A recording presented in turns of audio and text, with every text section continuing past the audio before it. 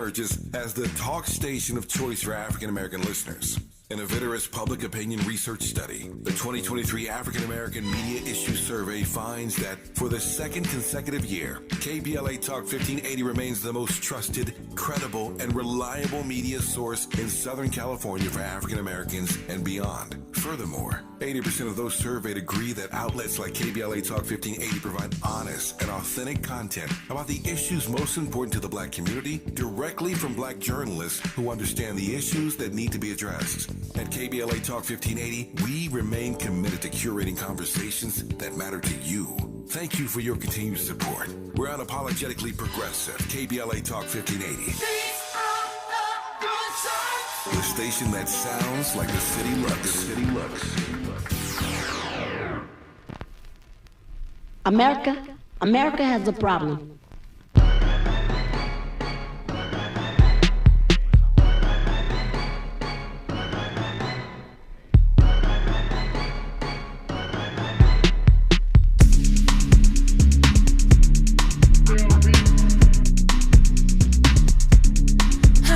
Okay, happy Thursday. You are checking out RSVP with Jill Munroe live on KBLA Talk 1580.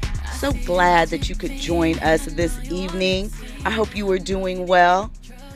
You know, we have so much to talk about. We have a lot to talk about tonight. I have guests tonight. But first, I want to talk a little bit about the day, right? Today's June 29th. And there has been a lot of news happening, a lot of things that affect us as a people, a lot of things that impact our future. So just for a moment, I want to remind you that we have to appreciate where we are. And we have to continue to preserve our rights, continue to fight for our freedoms, and not be complacent, because being complacent is kind of how we ended up in the situation that we're in right now.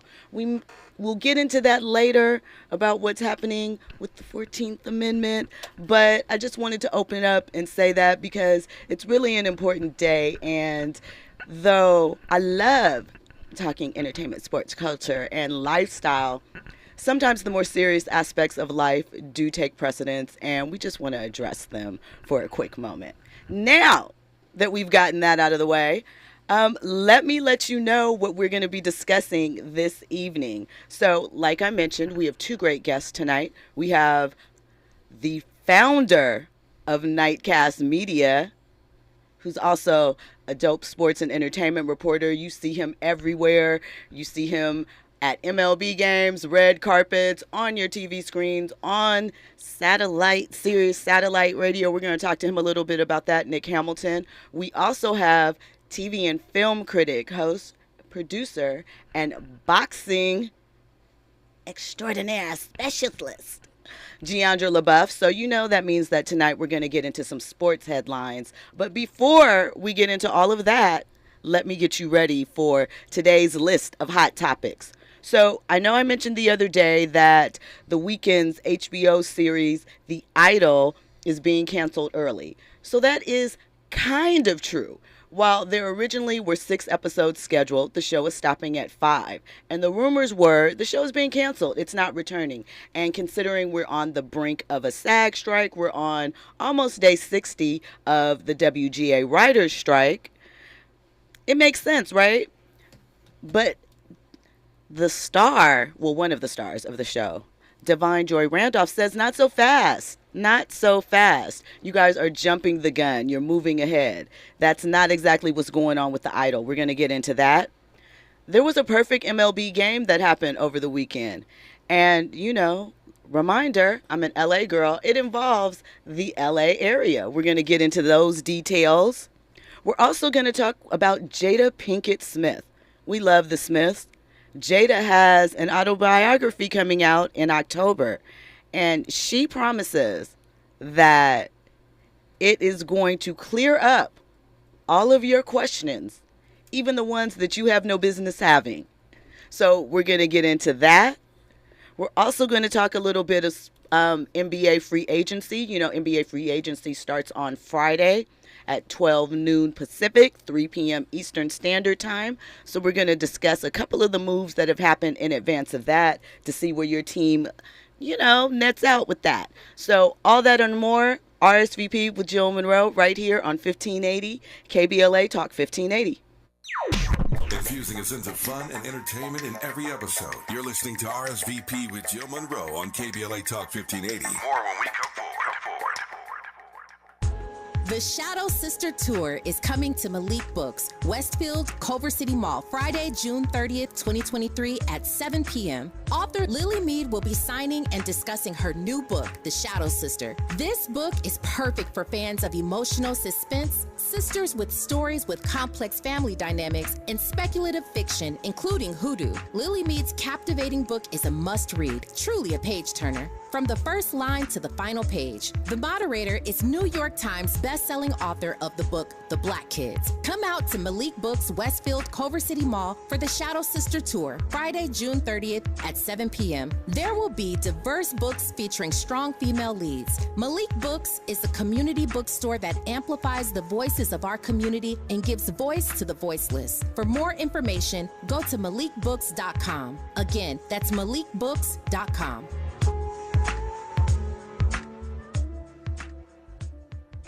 Where are we on the lineup? It's official. Avery is producing Main Street Music We Days. need to be ready. We're going to have lots of people. What's the status on the new sound engineer? They need an audio technician to keep things level from sound checks to Make encores. sure audio from one stage does not compete with another. Indeed can help them hire great people fast. I need Indeed.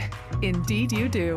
Our hiring platform instantly connects you with quality candidates, and you can schedule and conduct virtual interviews right from the Indeed dashboard. Visit Indeed.com/credit and get $75 towards your first sponsored job. Terms and conditions apply. KBLA Talk 1580 stands for Unity and Healing. African Focus Incorporated is a nonprofit organization based in California that focuses on the growth and well-being of Africans all around the world. Their mission is to promote the well-being of people of African descent through knowledge and appreciation of one another by building a bridge of love and understanding. African Focus Incorporated strives for cultural, educational, and economic growth. They're the organization behind the African Family Induction Ceremony, African Goodwill Awards, African Focus Trailblazer Tours, African Dance Competition, and Showcase Los Angeles, Family Day, Good News Windows Microfinance Project, and more. To volunteer, travel with African Focus, or to attend one of their community building events, please call 310-676-7730. That's 310-676-7300. Or visit AfricanFocus.org. This is a diaspora-wide community call to action from KBLA Talk 1580. Hey, keeping you informed, entertained, and always ahead of the curve. This is RSVP with Jill Munroe on KBLA Talk 1580. Hey, it's Jill Munroe. You're checking out RSVP with Jill Munroe on KBLA Talk 1580. So let's get into some trending topics with my guest for the evening.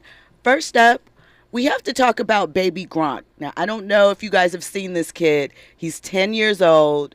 He's like dieseled out at 10. He is training. He wants to be a football star, or his dad wants him to be a football star. We'll let you guys decide who you think is leading the charge in this one.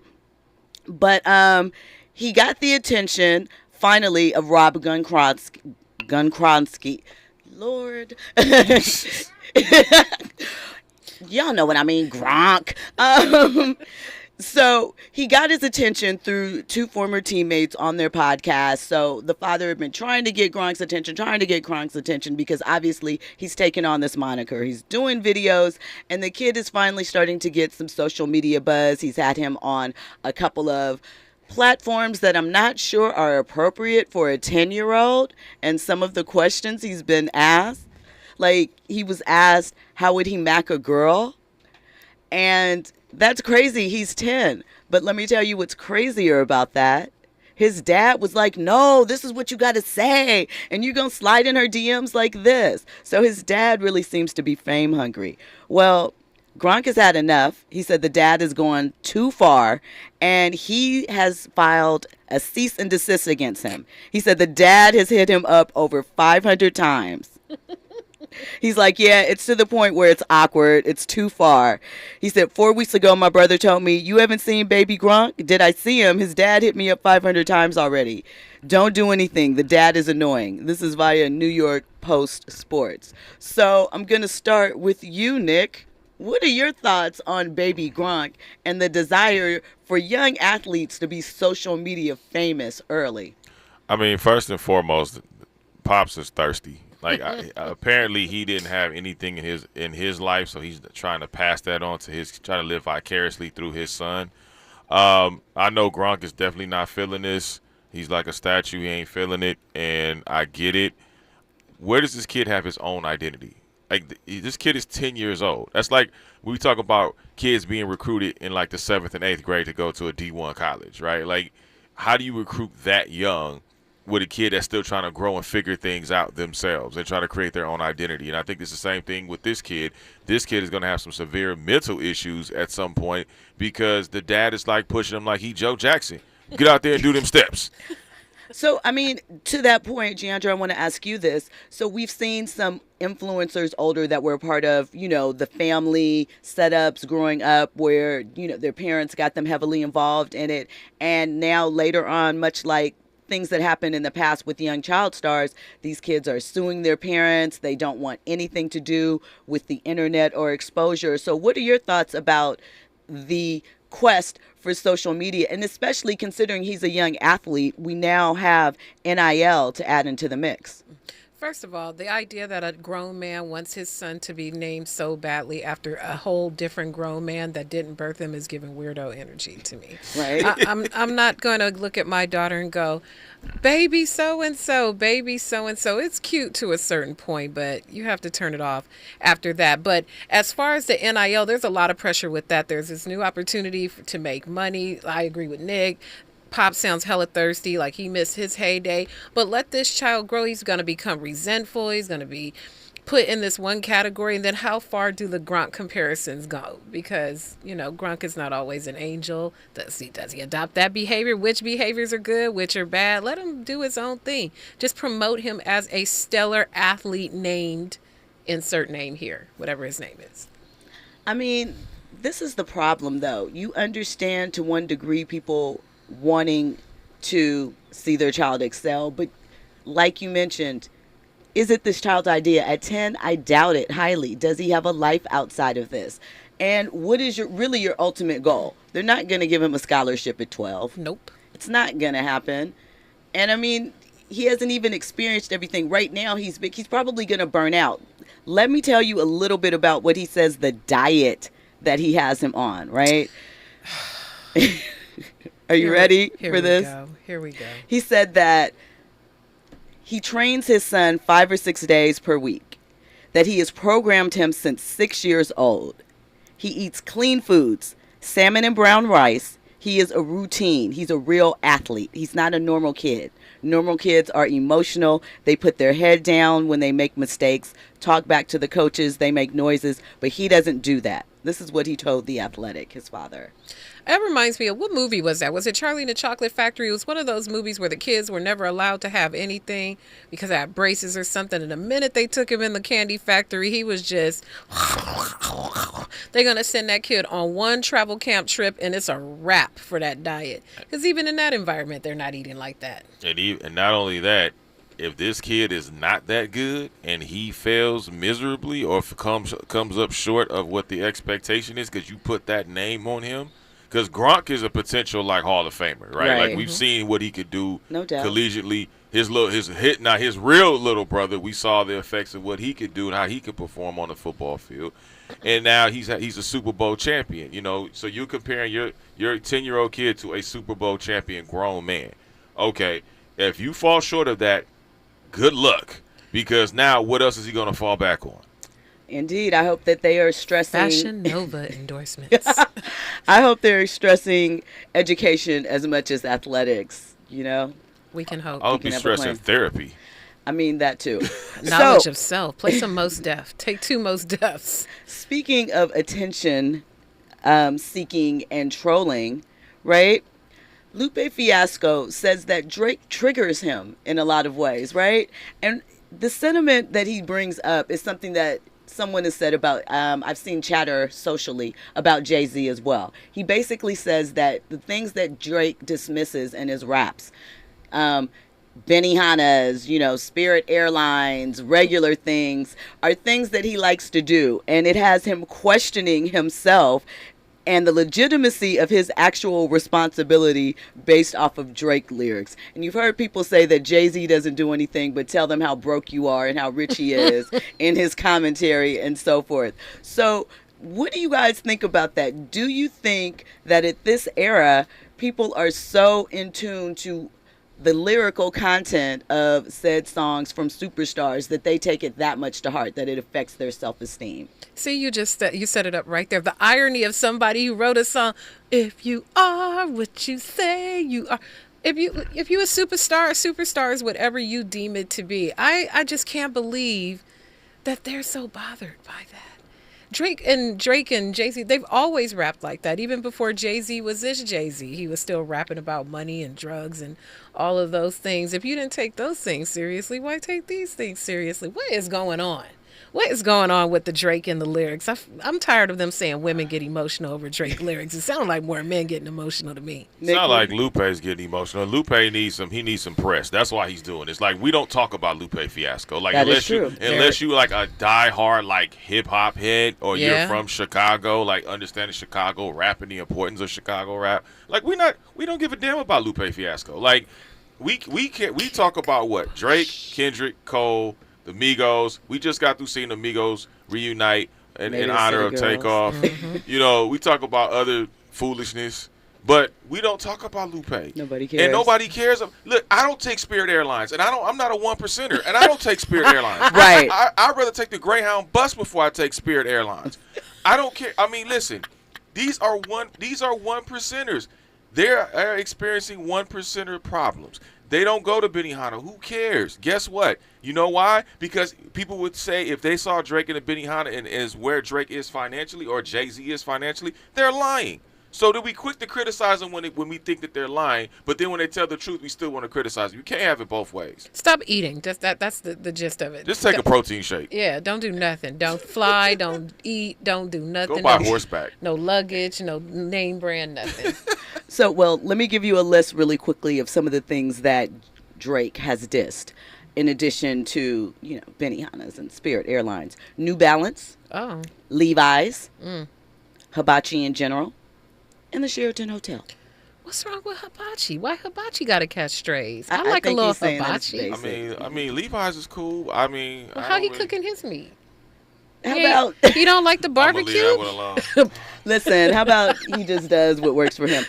So if you have a commentary or you want to let me know what makes you feel insecure, you can hit us up on the phone lines 800-920-1580. You can also hit us up on all of our socials, KBLA 1580. My personal social, because I'd love to hear from you, at Stiletto Jill. If you haven't already, you got to hit up the App Store and download the app. Why? To take us with you on the go. You can listen to us anywhere at any time. You can also use that voice feature to leave a message for anyone at the station, especially me, because you're talking to me right now.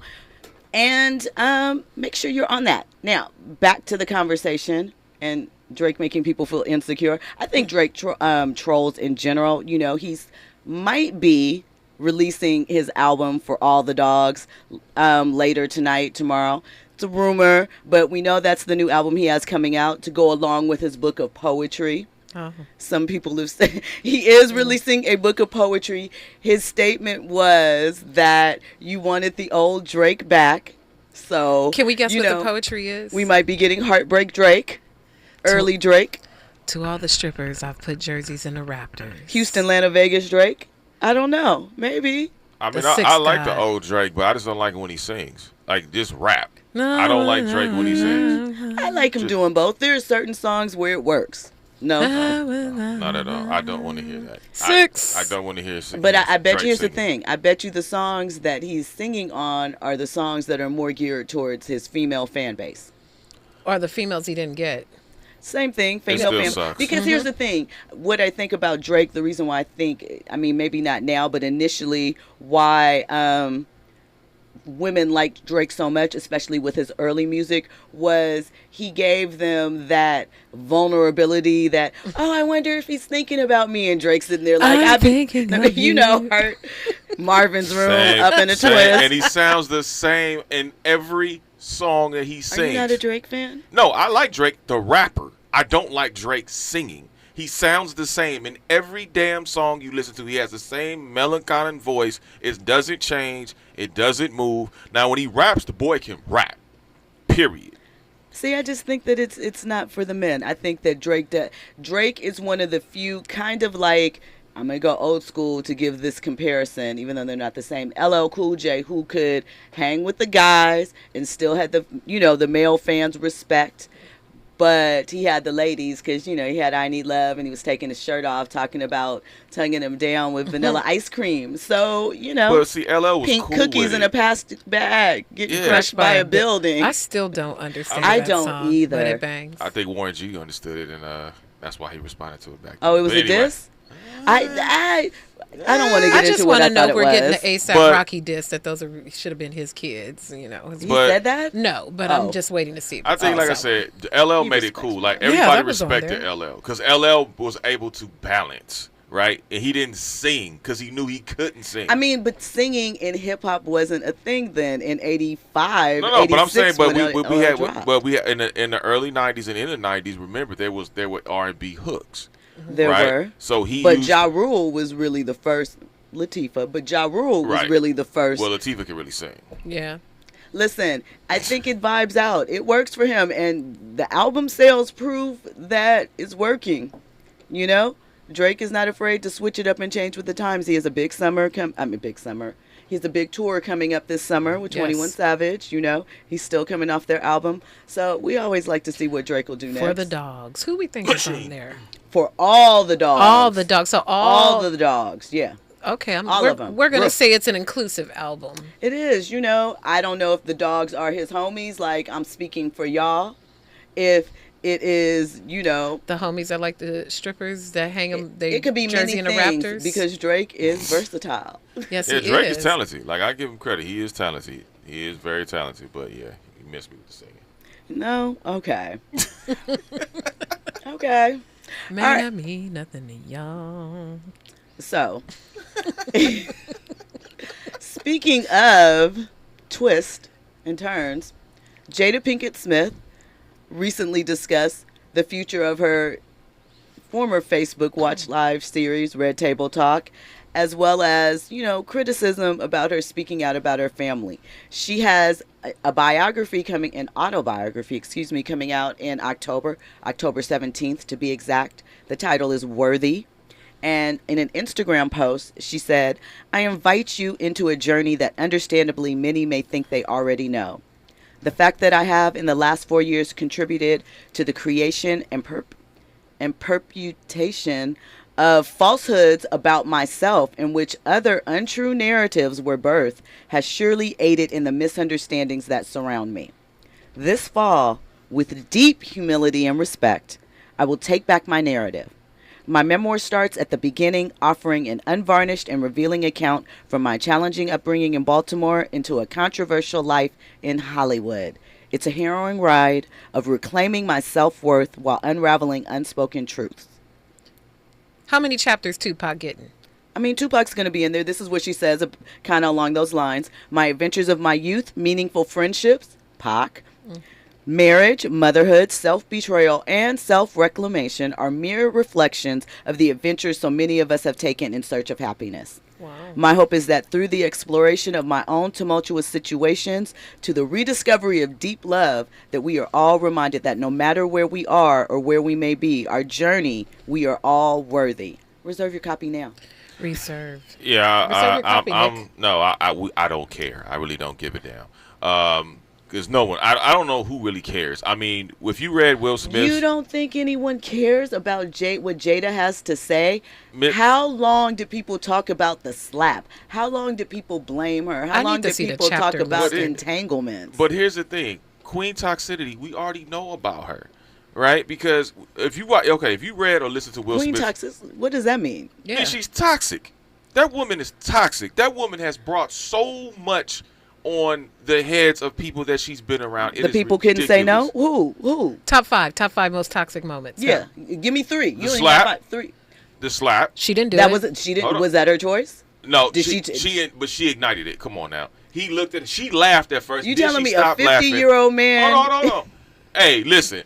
It's dudes that are younger than that have done more silly stuff than that. Exactly, younger than that. Okay, so slap. So that's a slap. Okay. Then if you read Will Smith's book, when he went all out for her on her birthday, and she did not appreciate that. She was not appreciative. And what did he say about that? Because I read that book too. Yeah. He said that he did something for her because it felt good for him. That is what he would have wanted, not respecting what she would have wanted and who she was as a person. So you can say that she was unappreciative, but also recognize that he was trying to force something on her that he knew she wouldn't appreciate to satisfy his own ego. And that's what he said. No, I get that. But what I'm saying, but also there were other things. But you called her toxic for that. No, so she is toxic. That's a draw. No. We said 3 things. So she is toxic. Okay, birthday. Okay, that's 2. You got you need 2 more. No, because that one doesn't count. Okay, and then also too, the fact that she brought him on that red table talk to discuss an entanglement in public. He could have said no. He wanted to do it. Okay. He could have. Okay. He could have said no, sure. Okay. And then what would have happened inside behind closed doors? Like I said, we don't know. That woman, but it would have been behind closed doors. You had a discussion, an agreement within the confines of a marriage is between 2 people, and what they agree upon to make their situation work is what they agree upon. But was it agreed upon or was it cohorted? That's the question. He's a grown man. So she's a grown woman. That doesn't make her not. That doesn't make her not and toxic. And they are a union. So well, he's we don't know. I don't know how much of a toxic. Right. In that situation. In their marriage. In general. If you're in that saying situation, that Jada no. is toxic. Oh. In that situation, no. Like you said, that's between you. But I'm talking about the situations that we do know about. In that particular situation, the fact that you said, first of all, you banged your son's best friend. And then you gonna bring that to the forefront and bring that man on there to talk about it? Really? To drag that man on there to talk about it when you could have you could have done it without him. You didn't need Will on there to talk about that entanglement. You wanted to bring him on there because you wanted 1, boost ratings, and 2, you try to low key humiliate that man. When we come forward, we will continue this conversation with Nick Hamilton, owner, CEO of Nightcast Media, and host, reporter, and producer Jeandra LeBeauf. The chat is heated. We're going to take some comments from the chat because they have lots of opinions on this. We are going to get into all of it. Like we say here at KBLA Talk 1580, we have a lot to talk about. You're listening to RSVP with Jill Munroe. I'm bad. Where you want to go, you can't get no higher. No, cause love don't get no higher than this. No.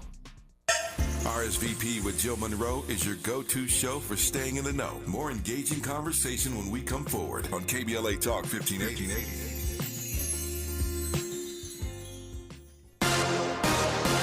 I'm Doug Davis, and here's the latest from the Black Information Network. President Biden is opposed to expanding the Supreme Court. Take a look at overruling Roe v. Wade. Take a look at what the decision today. In an interview on MSNBC, the president argued that the court has done more to unravel basic rights and precedents than any court in recent history, citing the court's decision to strike down affirmative action programs in college admissions. He believes the vast majority of Americans don't agree with the decisions the conservative majority court is making. The homeless population in Los Angeles continues to grow. The latest count shows a 9% jump countywide and 10% jump in people living on the streets in the city. The annual point-in-time count was released Thursday morning by the Los Angeles Homeless Services Authority. Olympic gold medal winning gymnast Simone Biles is returning to competition. The 4-time gold medal winner will take part in the U.S. Classic in Illinois in August. And that's the latest. I'm Doug Davis from the Black Information Network at BINnews.com. If you're a late-night snacker, listen up. Buffalo Wild Wings created a menu of late-night food and drinks starting at $4, 10 till close, full of tasty apps and ice-cold beer to wash it all down. Limited time at participating locations. Offers, days, and times may vary. Drink responsibly. Void where prohibited. Tax and fees extra. KBLA Talk 1580 is dedicated to empowering our communities by providing progressive talk radio for our audience. We strive to be an intersectional voice for the voiceless. As a Black-owned and operated station, we are committed to highlighting diverse perspectives and creating safe spaces for meaningful dialogue. We believe that everyone has something unique to bring to these political, economic, social, and cultural conversations, and we don't shy away from the hard conversations about current events. We endeavor to be a beacon of hope and understanding, while boldly challenging listeners to think more deeply about difficult topics that impact us all. With this in mind, our mission statement at KBLA Talk 1580 is simple: to create an inclusive platform that promotes civil discourse through honest dialogue and encourages personal growth among our listeners, so they can become the active agents of change. Our vision is to establish ourselves as the premier radio network with relevant programming across the beloved community, connecting people through shared experiences and collective power for lasting impact beyond these challenging times.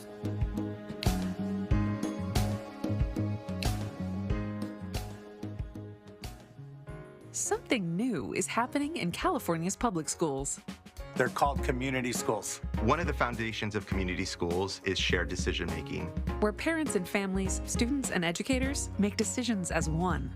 Community schools lift the voices of folks that have traditionally been underserved. Many of our classes are designed around our own students' cultures, their background, their personal experiences. We bring culturally relevant curriculum to the classroom based on what their specific needs are. Improving student achievement and innovative classes like cybersecurity and gardening. And we assist families with their needs. Some schools have parent education programs, cooking and nutrition classes. Everything from medical or dental services to immigration law services. This is a one-stop shop that serves the needs of not just the students, but their families as well. They're California's community schools, reimagining public education. Paid for by the California Teachers Association. JP Morgan Chase is building on the investments in California and around the country to help close the racial wealth gap and build a more equitable future. As part of JP Morgan Chase commitment, they are taking action to help improve financial wealth and access to banking in the Black community, helping more people open low-cost checking and savings accounts, hosting community seminars with supporting Black-led institutions by building awareness about financial investments, hiring community managers, and opening community center branches like Crenshaw, Inglewood, and downtown LA. Visit today, jpmorganchase.com/racial equity. Again, jpmorganchase.com/racial equity. Get the tools to help reach your financial goals. Visit today, jpmorganchase.com/racial equity. Again, jpmorganchase.com/racial equity.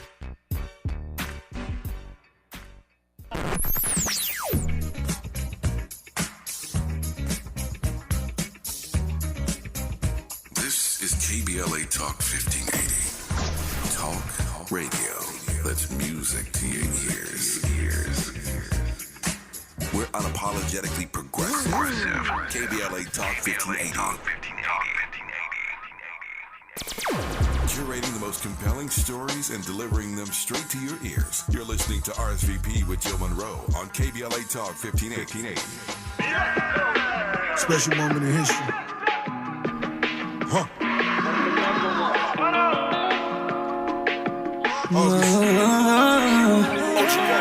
The definition of entanglement. Oh, okay. Look at Andy. Right on theme. Hilarious. Welcome back to RSVP with Jill Munroe on KBLA Talk 1580. You have been listening to a conversation about Jada Pinkett-Smith, and you know that is always one to get the people going. In our YouTube chat, Pretty Brown Mimi has a message for Nick. She says that, wait, I just lost it. It slid. Oh, Jada is not toxic. Will chose her. Period. She also says Will is a grown man. Jada's not running him. He loves that woman. Okay. Not a fan. Jerry says Mimi that Will feels trapped in her mess. So he's siding with you, Nick. Smart man. So, Nick, you were making a point. Would you like to finish? The floor is yours. I made my point. I said what I said. I mean, listen, Yeah, you're right. Will has a choice, just like Jada had a choice, and Jada had to choose him, just like Will had to choose her. All right, so let's not act like it was just one-sided. Stop that. But also too, a lot of stuff that has come out publicly doesn't necessarily everything doesn't come out publicly. There's some things that are private that I'm sure Will has done in the private that has not come out publicly, but unfortunately, Jada stuff had come out publicly. And the thing about it is she perpetuated it, and she used it for ratings, and she used it to be on her show. And the thing about it is, I mean, people got tired of Red Table Talk because it was basically about surrounding some of the same things that people that conversations people weren't. Why do you weren't think having. that people got tired of it? It didn't get canceled necessarily because people weren't watching it. It got canceled because of a change in Facebook's approach to their live shows. So I think people are still interested in it, and I think that people are going to be looking for it. To your point, though, because Jerry in the chat says that she's irrelevant, you alluded to that. Feel free to call in if you guys have a comment on this, 800-920-1580. Jada says, for those that aren't interested in learning more about her, they don't need to know. This book isn't for them. She said that's the beauty of it. It just so happens that there's some moments that a lot of people are aware of that I'll be able to break down. In regards to that self-reclamation, she said that of those who argue she and her family overshare, she said, if you're not interested, the beauty is you don't have to get the book. And for those that are, it'll be available. She said, Worthy is an adventure and search for love and self-worth. And the book will give everyone an opportunity to hear her address what she is and isn't to blame for when it comes to the misunderstandings surrounding her family. Okay, so the miseducation of Jada Pinkett. Jada got her lick back, please. She about to get her lick back? She got her lick back already. It was just more public because she is a woman. It's the Adam and Eve effect. So when Will was hanging out with Margot Robbie and all these indiscretions, just because it wasn't so public, it wasn't so bad, black women always got to take the brunt 10 times harder when he was out there doing all his shenanigans in the early part of their marriage that almost led to a divorce. You know, you have one little lick back, and next thing you know, it's a whole polarizing thing. So it's okay, and we're gonna say that Will chose and will allow certain things to happen. But then, correct me if I'm wrong. Didn't they both agree to an open marriage, which means either we one? We don't know. We don't know Allegedly. exactly. But that's the thing. Allegedly. She's going to tell us. Is in she? This. Well, she alludes to she is going to clear up. Is she going to tell the real story about her and Machiavelli the Don, a.k.a. Tupac? Is she really going to tell us that story? Listen. Because that's the only thing I want to be. So Will doesn't have to say anything. So Will just gets a clean slate. Will can just do whatever he wants just because this was so public. Because you got a lot of venom I didn't say that. No, Jada. because I'm so tired of people trying to put damn near a halo on this woman, like she can. Nobody's putting a halo on. No, I'm not. I'm saying people in general. I don't think. But see, I don't think people in general have. I think Jada has taken more slings and arrows from this situation. Well, she should have. Okay. But we don't know that for certain. Will even said he has done some things. He didn't say what those things are. Right. And the point is, I think overall their union, the things that they have done basically impact each other. They don't impact the rest of everyone else. They choose to let some things slip, and the August Alsina thing, it just blew up. And we saw what happened with that dude. I mean, but how many times have we seen men in positions of power or in power couple relationships do the same thing, So, and we kind of say, oh, that's just what comes along with it. No, I don't say that. That's what people in powerful positions do. Oh, this is just kind of what happens, and they just have to accept some of that. No, here's what I say. I personally say, if you did something wrong, you wrong. I don't care what position you in. If you wrong, you wrong. Okay. Now, are men in positions of power are going to get more? What's the word I'm looking for? More opportunities to mess around with other women? Of course they are.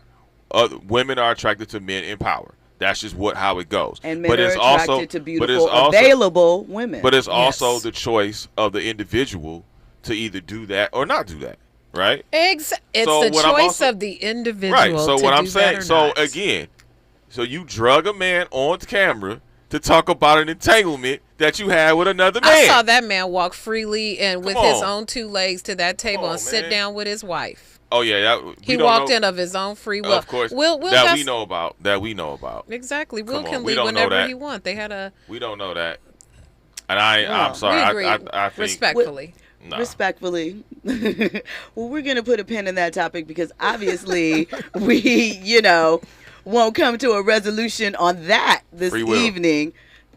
For everybody. That's right. Free will. Nah, ain't what I said. I know what you're saying. Free Will Smith. I'm saying free will for everybody. That's what you call a double entendre right there, right? Together. Well, we'll see in October. You know that we will have more commentary on that. Ooh, they fight when that happens. They fighting in the chat. They're fighting in the chat. What's going on in the chat? They taking fades in the chat. Taking off fades, but yeah. All right. Well, you guys can feel free to call and share that commentary on the power lines, 800-920-1580, or continue to chop it up in the chat. We love you in there as well. So let's talk about The Idol and HBO for a second. We mentioned the weekend that the series came to an end a bit early. According to some, Sam Levinson, when he took over, planned it that way, that they felt that they didn't need that extra episode, that they told all the storytelling in those first 5 episodes. I should add that the ratings were pretty low for the series, right? But one of the stars, Divine Joy Randolph, says that HBO was really happy with it and that everyone intends to have a season 2. It's not in stone yet. Nothing has been revealed. But she thinks that they're really excited about the setup heading into season 2. So my question to you is, did you watch The Idol? What do you think of the weekend's acting? And do you both, as TV and film critics, think that it deserves a season 2? I've seen the first 2 or 3 episodes of it. I did some interviews for it. I'm not a fan. I'm not a fan of it. I think it looks lazy. I think you go into the mindset with Sam Levinson and think you're going to see a Euphoria type of presentation, and there's some of his iconic shots, but the storytelling is weak. It's just an hour of Lily Rose Depp's bare ass, the weekend's monotone acting. It's just, he looks like Pootie Tang. I'm not feeling it. It's boring. It's just boring. It's like sex fatigue. Okay. It's like, it's all these scenes just for the sake of having them, and it doesn't make it provocative or interesting. It's just, this is provocative because she's nude in the shots, but it's not. It doesn't aid the storytelling. If you just want to watch it with it on mute, all right, cool, but pass. I don't need season 2. When we come forward, we will hear from Nick and get his opinion on it. I'd love to hear it. You are listening to RSVP on KBLA Talk 1580 with Jill Munroe. Trending topics and the hottest happenings. You're listening to RSVP with Jill Munroe on KBLA Talk 1580.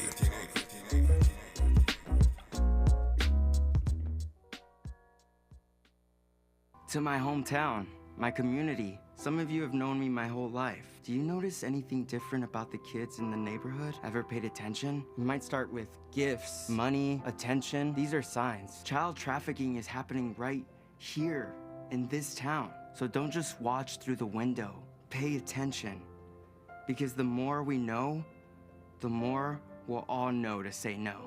Learn the signs to look for and how to help at no-to-say-no.com. Did you know that all City of LA renters have rights? Check out these 3 facts. Residential tenants can't be evicted without reason or just cause. Eviction protection still exists for unpaid COVID-19 rental debt due before March 31st, 2023. And you have 5 days to respond to an eviction notice. 5 days. Many Angelenos may be at risk of losing their home, and that's why we want you to know your rights. Learn more at housing.lacity.org. Be informed, be protected, be at home. Sometimes we lose, sometimes we win. Sometimes we try to fit it all in. Sometimes we don't know what's in store. Sometimes we find what we're looking for. Sometimes we're rolling easy and free. Sometimes 1 and 1 makes 3. So much to love along this ride. That's why Nationwide is on your side. Nationwide Mutual Insurance Company and Affiliates, Columbus, Ohio. You're listening to K-Drip, where we play all the best classic water-wasting hits like Sprinklers in the Rain. and leaky faucets. They're tunes from another time because now that we face a hotter, drier future, every drop counts. Despite an extremely wet winter, keep using less water, fixing leaks, and reusing indoor water for your garden. Visit SaveOurWater.com for more ways to conserve. Up next, brushing your teeth with the water on. K-Drip. KBLA Talk 1580. We've got a lot to talk about. KBLA Talk 1580 joins you in standing for voting rights. When We All Vote is a leading national nonpartisan initiative on a mission to change the culture around voting and to increase participation in each and every election by helping to close the race and age gap. Created by Michelle Obama, When We All Vote brings together individuals, institutions, brands, and organizations to register new voters across the country and advance civic education for the entire family and voters of every age to build an informed and engaged electorate for today and generations to come. When We All Vote empowers their supporters and volunteers to take action through voting, advocating for their rights, and holding their elected officials accountable. Please visit whenweallvote.org to stand up for your rights, voting rights. This is a community call to action from KBLA Talk 1580. Now back to more captivating conversation on RSVP with Jill Munroe.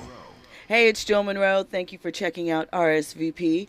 So, before we came forward, we were about to hear Nick Hamilton's commentary on the weekend's acting skills and the HBO series The Idol. He was acting? That's what we're going to call it nowadays? Because, I mean, his stuff, I mean, I don't want to see him acting like I don't want to see another halftime show from him. His acting is trash. It's boring. The show is lazy. It has no creative direction. You know he's one of the producers. I don't give a Say what it he with your is. chest. I don't. there. The lack of creativity with the writing and the creative direction of the show is it's bootleg like it was on an EBT budget. Oh, okay. That's what it looks like. So here's the thing. I don't think that it looked. I actually think that they put some money into it. It's just How much?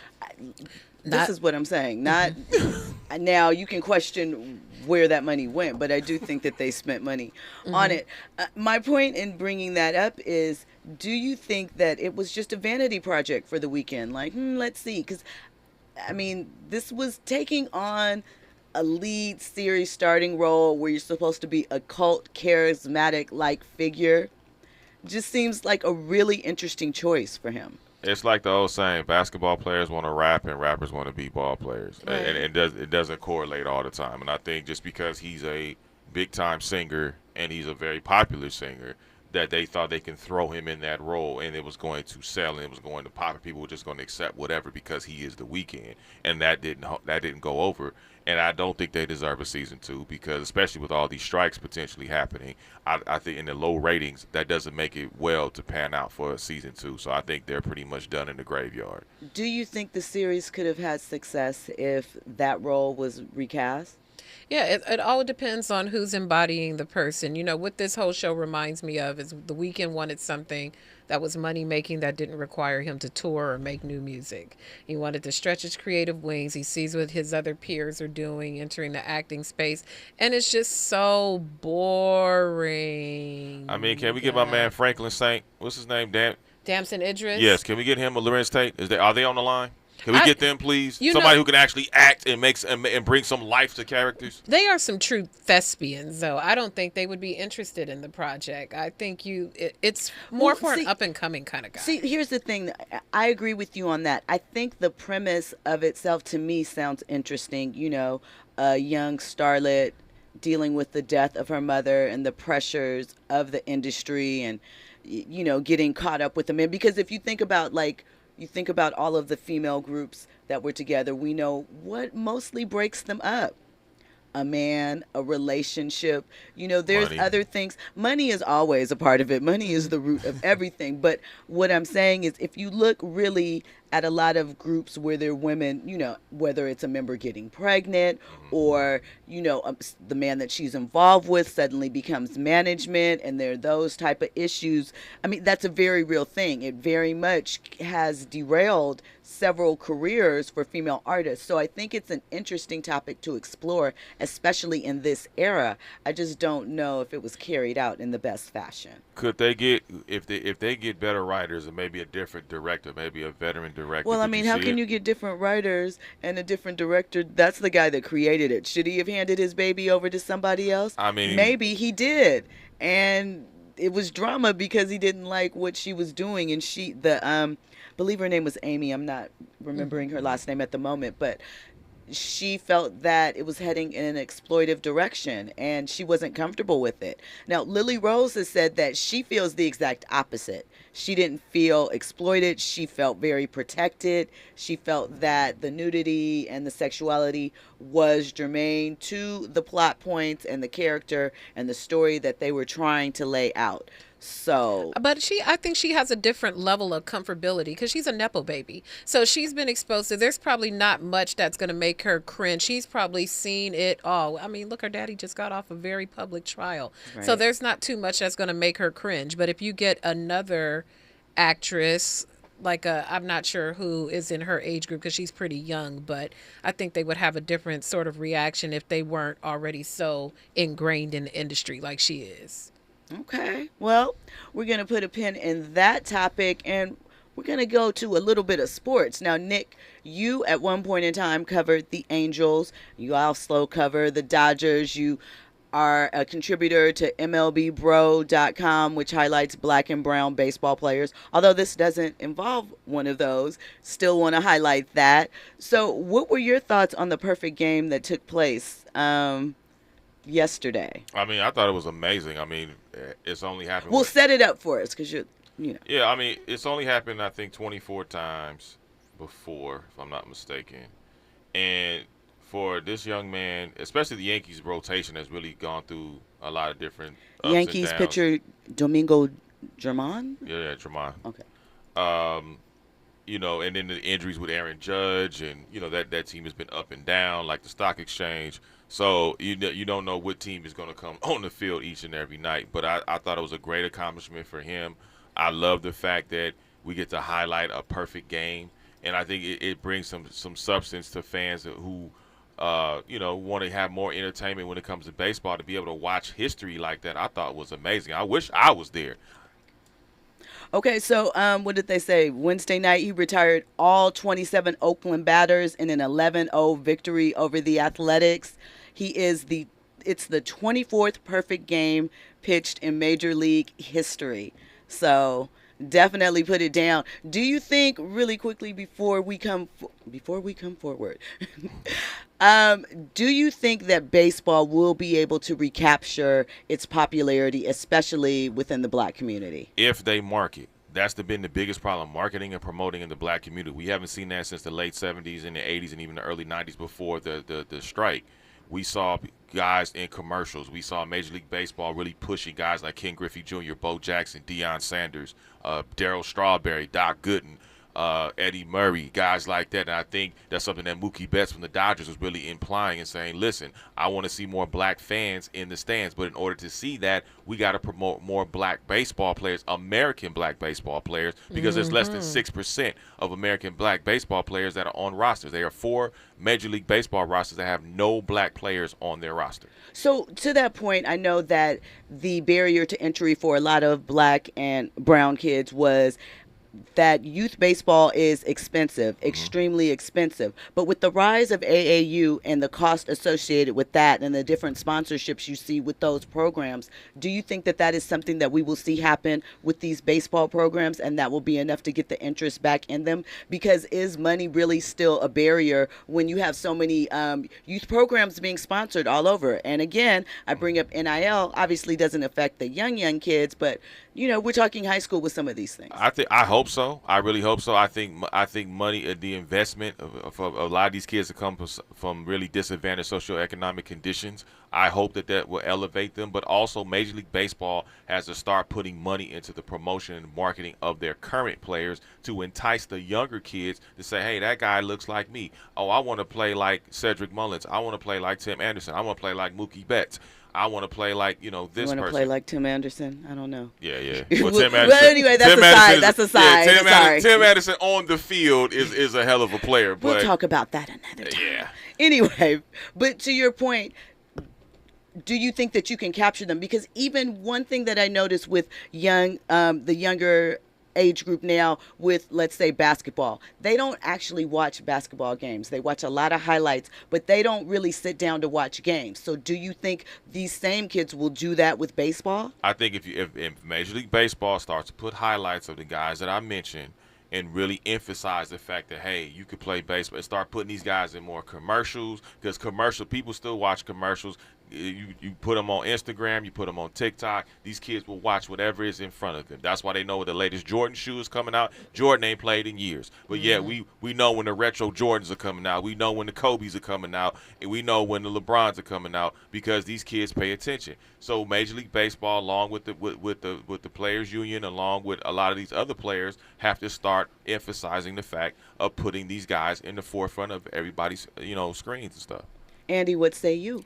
I'm just curious to know, how much do you think that the media plays a role in talking about baseball? Because I saw a tweet last night how, one of the first stories when you click on ESPN or Fox Sports is the Lakers free agency, but history was just created in baseball. They don't even talk about baseball like that. So how much do you think that the media plays into this? I think the media does play a part in it, but I also believe, what does the NBA do? The NBA pushes their product as a global product. The NFL pushes their product as a global product. They push their stars. And it's harder for NFL because they're under helmets. You can't always see your favorite player unless you know their particular number. It's a little easier for NBA players because you can see their faces and you're closer. And I think the NFL in general is more about the team name on the front. It's about the shield more so than about the whose name is on the back, but their system is marketed well too. Do you think, though, to Andy's point about marketing and what we see there, I think that it's a secular thing, because I think if more people were checking for baseball stories, or there was an interest in the lifestyle or that aspect of it, they would put it out in front, because it's about clicks. It's about the dollar. I don't think it's so much about a preference of, oh, we don't want to show this. I'm sure there's a great number of people that would like to see baseball back into the forefront, but it just doesn't move the needle. It's got to look sexy. You know what I mean? It's got to be appealing. And that's the thing that I think baseball has gotten away from. The appeal, the sexiness, the swag, everything that the NBA and the NFL are, that is what the MLB is not currently, at least on a consistent basis. We know about Shohei Ohtani because they pumped the hell out of Shohei Ohtani. We know nothing about Shohei Ohtani other than he plays baseball for the Los Angeles Angels of Anaheim. We don't know what he likes, what he dislikes, who's he dating, not dating. We don't know any of that stuff. But we do know how well he does on the mound and at the plate. But if you had that same intensity that you did with other black players like a Mookie Betts or Cedric Mullins or even Andrew McCutchen, guys like that are appealing, you would be able to get more, I think, more players, especially if you have an influx of minor league players. I'm going to step in and interrupt you for a second, Nick. When we come forward, we'll let you finish up on your point. You are checking out RSVP with Jill Munroe on KBLA Talk 1580. 40 cars, left me with a broken heart. Still I gotta get around. Favorite artist was Tupac. Watch a movie, then we freaking take it up. I'm getting deeper. Do this like every weekend. Guess I'm just a little secret. Entanglement is when a mental lick can tell you trouble. KBLA 1580 Santa Monica. I'm Doug Davis, and here's the latest from the Black Information Network. President Biden is opposed to expanding the Supreme Court. Take a look at overruling Roe v. Wade. Take a look at what the decision is.